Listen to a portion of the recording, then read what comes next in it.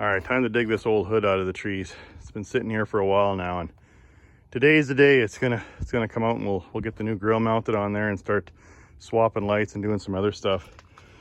Now it had a crack in it because the guy bought it off us said that one of the drivers laid the truck down in the ditch, and that was all that was damaged. So we'll have to grind that all out and build it back up again. But aside from that, and that hole's a little bigger than it should be. But aside from that, it's in really good shape. And I love the patina, just from years of sitting on that farm out in the weather. Be really neat to clean this top up and clear it. But you can see where it just wore off the white paint.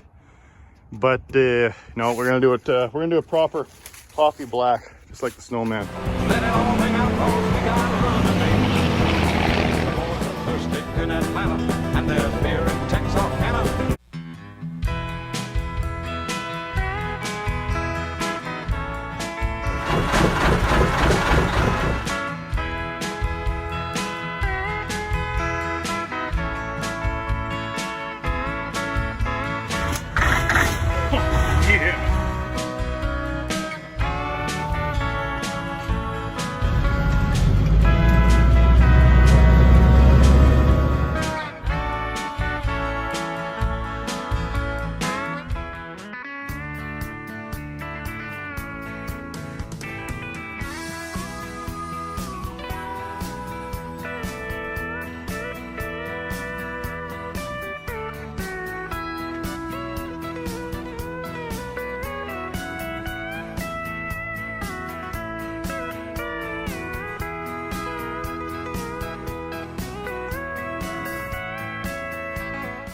So I'm a big believer in using what you have laying around to figure things out. And I've always been pretty good at that. So I thought, how the heck am I going to get this hood off by myself without a sky hook? How about that? I think it's actually going to work pretty good.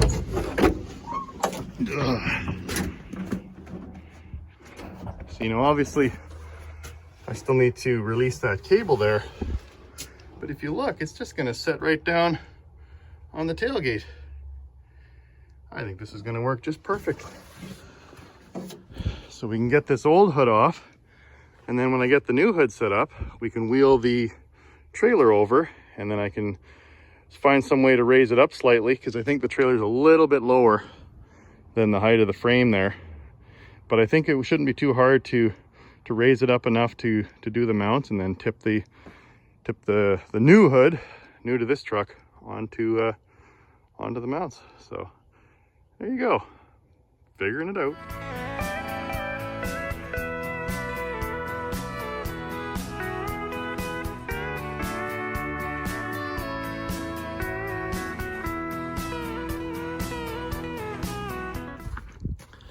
That worked really nice.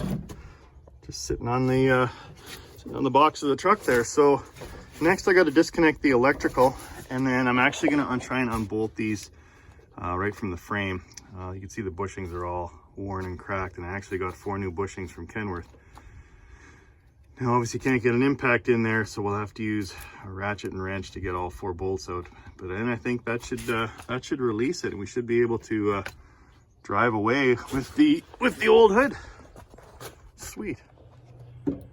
Actually, looking at it further, I think what I might do is undo the bolts on these arms, the 3 bolts on both sides, and that'll release the fiberglass from the mount, and I can get this out of here, and it'll give me more room to fart around with those mounts. And then as I was looking closer, check this out.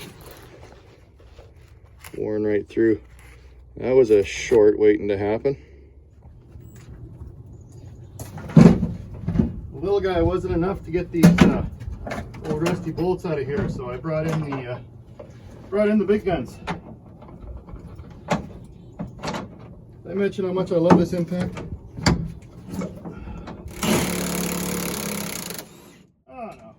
Good old Milwaukee got her done. Alright, let's see if this works.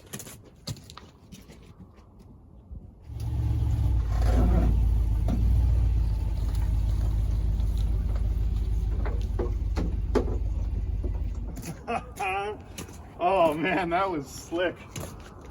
It's very clever. Thank you. And of course I'm making this up as I go along, but I can't believe how perfect that height was to the mounts. So now thinking about it further, why would I bother with the trailer? All I need to do is tip the new one when I get the grill on, tip the new one onto the into the truck here, and then back it up, and we should be able to do the reverse of that. Who says you need a forklift to build old trucks? And if anyone's interested, I got a 79 W900A fiberglass hood, gently used, with the Canadian intake cutouts. Okay, so we just got a shipment in from the Big Rig Chrome shop, and hopefully it's the right parts that I've been waiting for. Oh, feels right.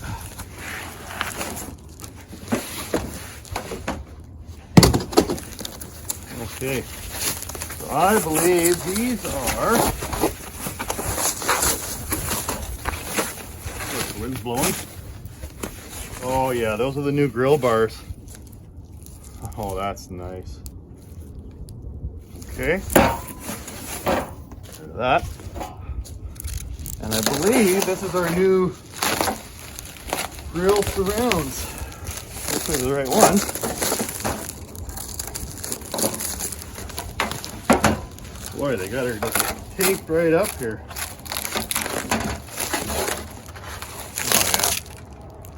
yeah, I love my stainless. Yeah, so that's gonna go on each side. These are the sides, like that. I figured I'd get them brand new because what I was getting quoted to get the old ones dipped and rechrome was ridiculous. It was more than it was gonna cost just to buy remanufactured ones. Look at that. Truckers love shiny things. Okay, we need to get going on that grill and put this all together. So I need to get some rivets so we can connect it all together, and then we'll paint the grill, and then I got a special surprise coming in the mail to match the movie truck. Right on. Well, what a treat today is. I think it's all the way up to like 7 or 8 degrees. Us Canadians, that's like summertime. Get out the garden hose and clean off your old hood. So I figured I'd just wash off all the gunk from sitting in the trees and cobwebs.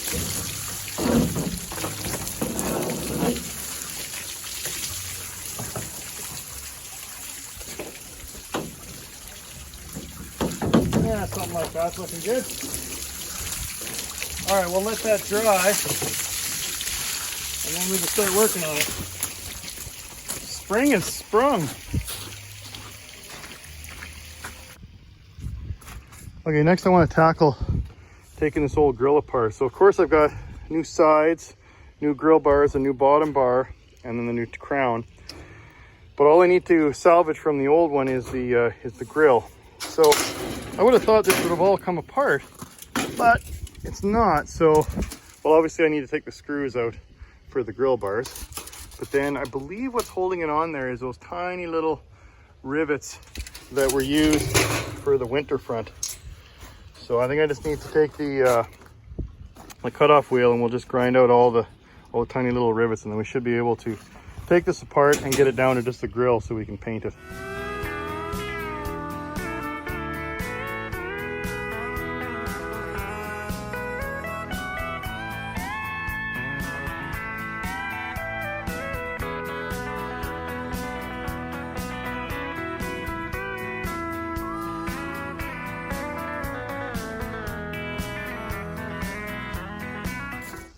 All right, so next what I plan to do is just clean up the metal a little bit with the wire wheel, and then we'll give it a coat of paint.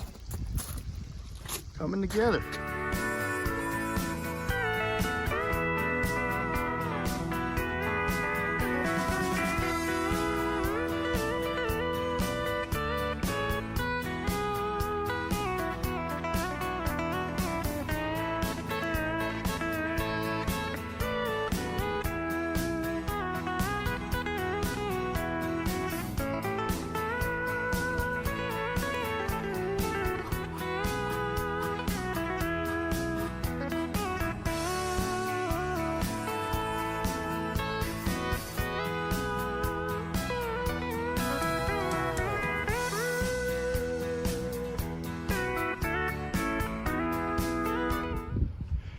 And we'll let that dry and then we'll give it a flip and paint the front side.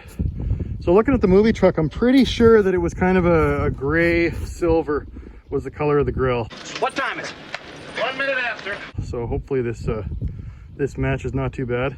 I think it's going to fade into the background anyway with the black radiator in behind and the shutters, and then of course all the chrome grill bars, and then the shiny stainless all the way around. So I figured while I was waiting for the grill to dry, I'd just take some flat black and lay it down on the inside here, so this is nice and clean and looks nice.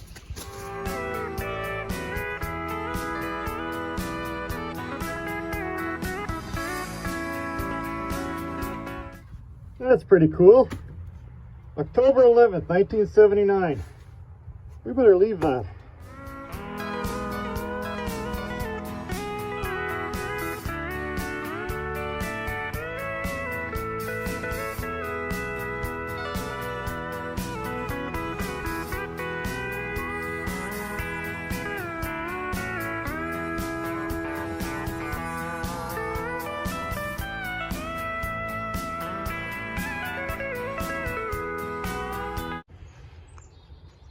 Okay, so I think I put a lot of effort into fixing this grill up and painting it, and it's all for naught. Because I was trying to figure out, why does this look nothing like the grill at the start of the movie?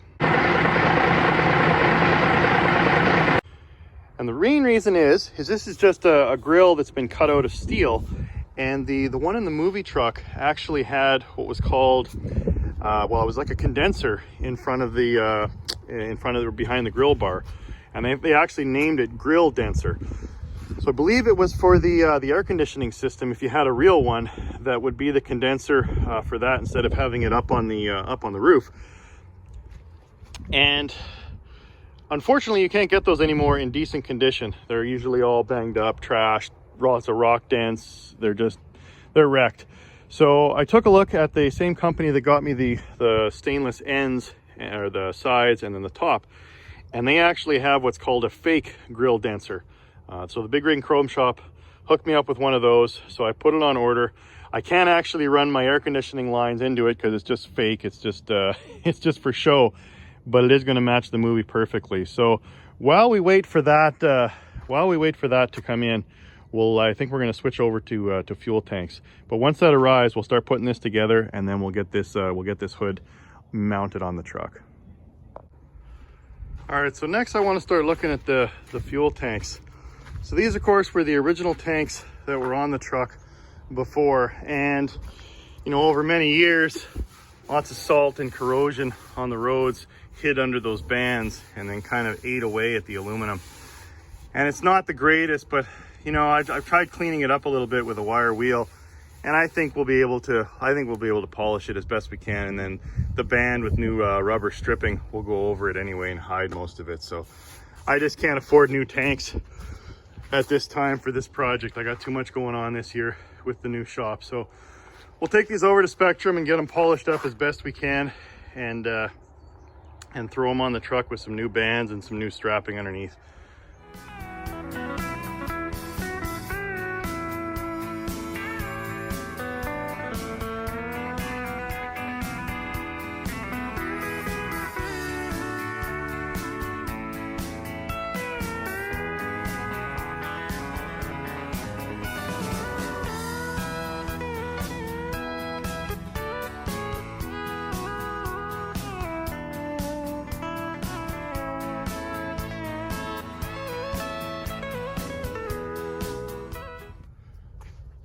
All right, so you're probably asking yourself, why is he bothering to wire wheel the back of the tank when he's taking them in for polish? And the simple answer to that is they don't actually polish the entire outside of the tank. They only polish, typically, unless you want it, but it's kind of a waste of money. They only polish the visible parts, so like from here all the way down to the J brackets down here. So they only polish like half the tank, or maybe a little more than half. So I figured, well, since I've got them sitting in the J brackets right now, I might as well try and clean up and wire wheel all the old oil and dirt off the back and get them looking at least half decent. Not that you really see it unless you're underneath the truck, but figure why not? Let's clean it up as best we can before we take it into the polisher. Now you can see there's a lot of corrosion pitting going on here. And if it gets much worse, we'll probably develop pinhole leaks. But I mean, they're not leaking yet, and that's going to be underneath and hidden. And like I say, we just can't afford new tanks right now. So we'll polish these up, make them look as good as we can, and slap them on the truck. And speaking of fuel tanks, check out this delivery that arrived yesterday. So the fans of Twin Stick Garage are just absolutely awesome. And this fellow reached out to me and he said, look, I noticed that you were missing a tank on the K100 Iron Duke project. So I gave him some dimensions of the tank that was on there. And he goes, look, I got 2 of them sitting in my yard not doing any good. I'll send them your way. So check that out. He actually sent me these tanks. I mean, that's just so awesome of you. Thanks so much, Jeremy. And look at these classic fill caps as well. I don't think I've ever seen that before. It's just a bung. And as you put it in there and give it a twist, it catches on these little lips, and then you can tighten it up. So that is definitely period correct and classic. And you may be saying, well, those look pretty good. Why don't you put those on Snowman?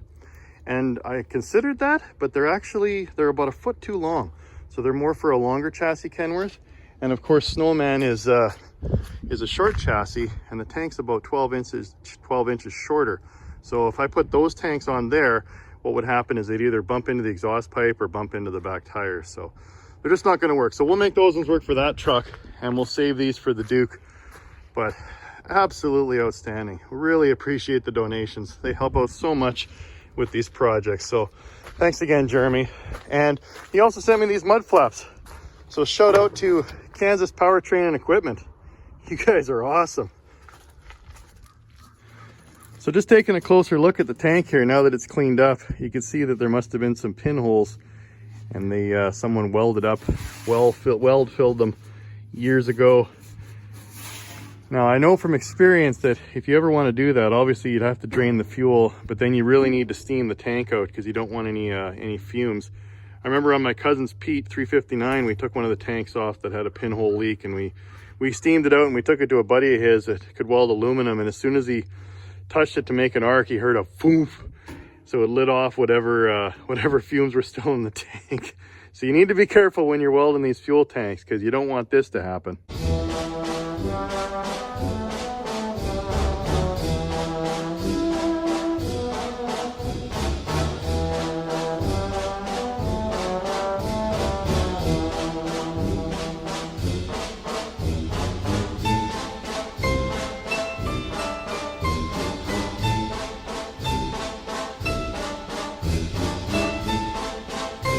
All right, so next I wanted to talk about the different trucks used in the movie. Now, from what I can gather and from what I've been reading, they say that there's been 3 trucks that were used. Now, the easiest way to tell is the air cleaners. So there's one with just a flat top kind of cap, little chrome cap on the top. And I believe that's the 73, which is the 50th anniversary with the gold and black Kenworth emblem on the hood. And then the next ones were like these, and they're, I believe, the 74 model. From what I've read, there's a 173 and 2 74s. So I found a picture that actually had 2 Kenworths together in the same picture, and I thought that was interesting. That's the only picture I've ever found with multiple trucks.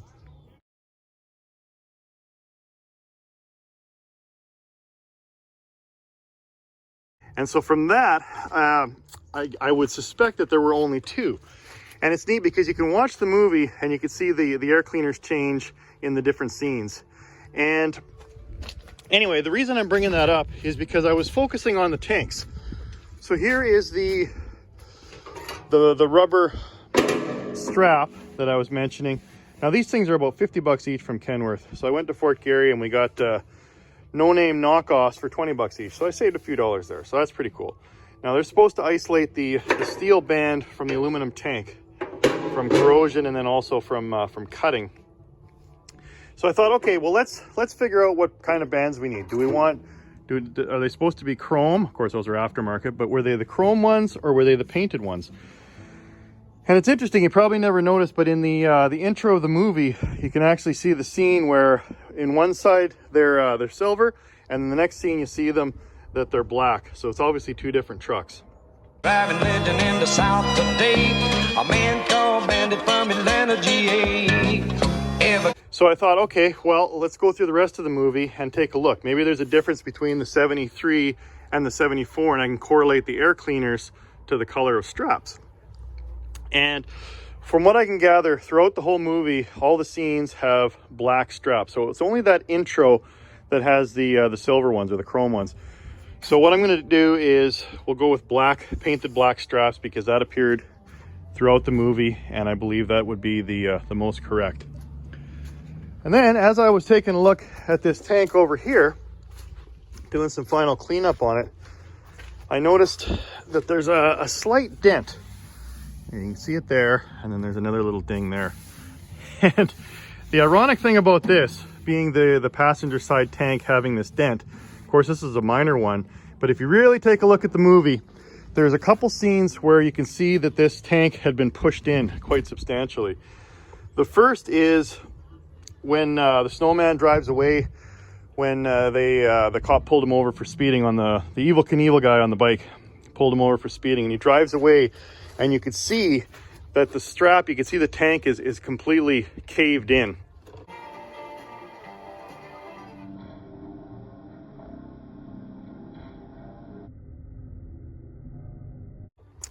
And I suspect that was from when when Snowman drove over all those motorcycles leaving that truck stop. Maybe one of the bikes flipped up and banged into the tank.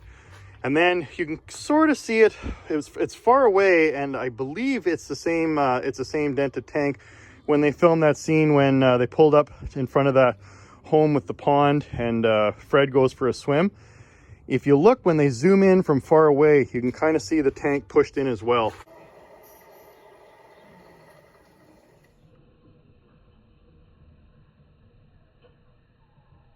So a little bit of continuity errors there. They obviously mucked that tank up and then tried to film as much as they could from the other side. So, all right, Mark, enough talking about the movie. I could talk about that movie all day long and talk someone's ear off, but I guess to sum it up, we're gonna get these tanks polished. We got a minor dent in the passenger side to match the movie, and we're gonna go with painted black straps on all four. Nobody makes Sheriff Buford T. Justice look like a possum's becker. Except for that Your ass.